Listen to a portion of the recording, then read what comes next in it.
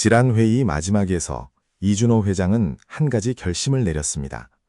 가문 전체에 대한 진단을 받아보겠다는 결심이었습니다.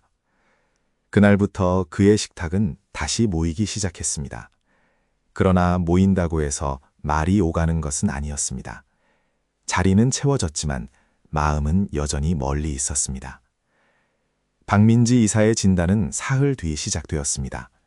가족 전원을 한자리에 모으는 자리가 아니었습니다. 박 이사는 가족 한 사람 한 사람을 따로 만나는 것부터 시작하겠다고 했습니다. 같은 가족 안에서도 자기만의 언어로 자기만의 사정을 먼저 꺼내야 한다는 것이었습니다. 이번 편은 그 3번의 단독 면담을 따라갑니다. 첫 면담의 자리는 이준호 회장의 집무실이었습니다. 그가 평생 가장 많은 결정을 내려온 자리였지만 그날만큼은 그가 답을 가진 자리가 아니었습니다. 박 이사의 첫 질문은 짧았습니다. 회장님께서 사업을 시작하실 때 가장 큰 두려움은 무엇이었습니까? 그것을 누구와 나누셨습니까? 이 회장은 잠시 머뭇거리다가 말을 꺼냈습니다. 그의 선치는 그가 3살이었을 때 한마디를 남기고 떠냈습니다.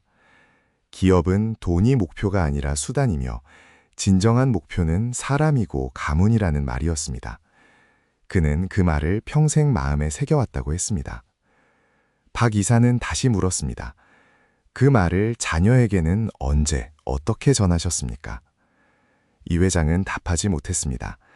그가 평생 들고 다녔던 그 한마디를 정작 자녀에게는 한 번도 직접 꺼낸 적이 없었기 때문입니다. 그는 자녀에게 1등 학교를 보냈고 충분한 자산을 마련해 두었고 인맥을 열어두었습니다. 그러나 가장 중요한 한마디는 그의 책상 서랍에서 한 번도 나오지 못했습니다. 박 이사는 자료를 펴지 않았습니다.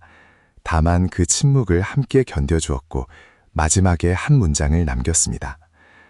회장님께서 받지 못한 것을 자녀에게 주려 하셨고 회장님께서 받은 것은 자녀에게 전하지 못하셨습니다.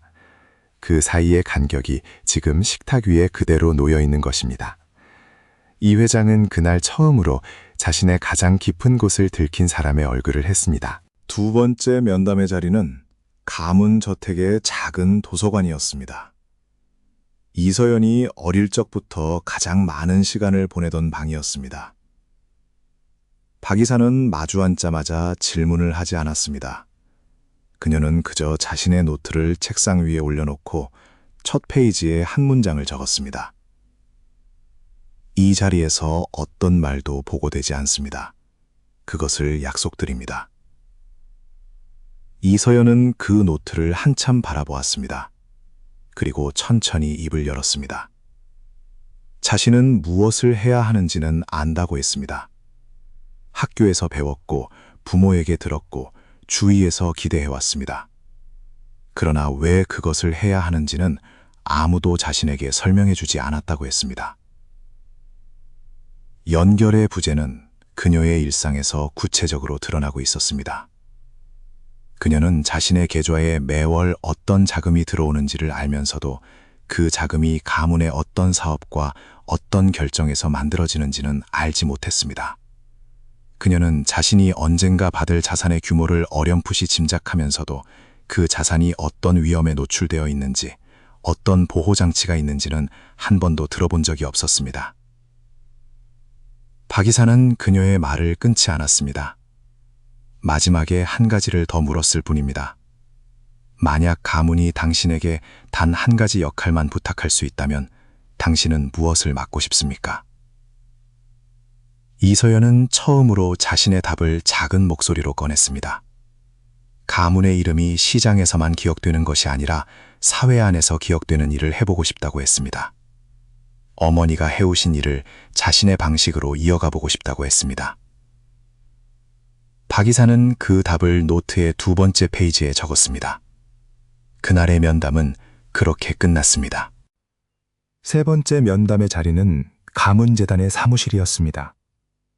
이 회장의 배우자인 강수진 여사는 가문재단의 자선활동가로 오랫동안 가문의 사회환원 약속을 지켜온 사람입니다. 가문은 선친대부터 이익의 일부를 반드시 사회로 환원한다는 원칙을 이어왔고 강 여사는 그 원칙을 한 세대 동안 현실로 옮겨온 사람이었습니다. 박 이사가 강 여사에게 물은 것은 가문의 자산이 아니었습니다. 그녀가 평생 지켜온 가문의 정신은 무엇이었는지, 그리고 그 정신이 지금 다음 세대에게 어떻게 닿고 있는지였습니다. 강 여사는 천천히 말했습니다. 자신은 딸의 우울증 진단서를 처음 받았을 때 자신이 무엇을 놓치고 있는지 알지 못했다고 했습니다. 충분한 사랑을 주었다고 생각했고 충분한 환경을 만들었다고 생각했지만 정작 딸을 자신의 자리에서 무엇을 보고 있는지는 한 번도 묻지 못했다고 했습니다.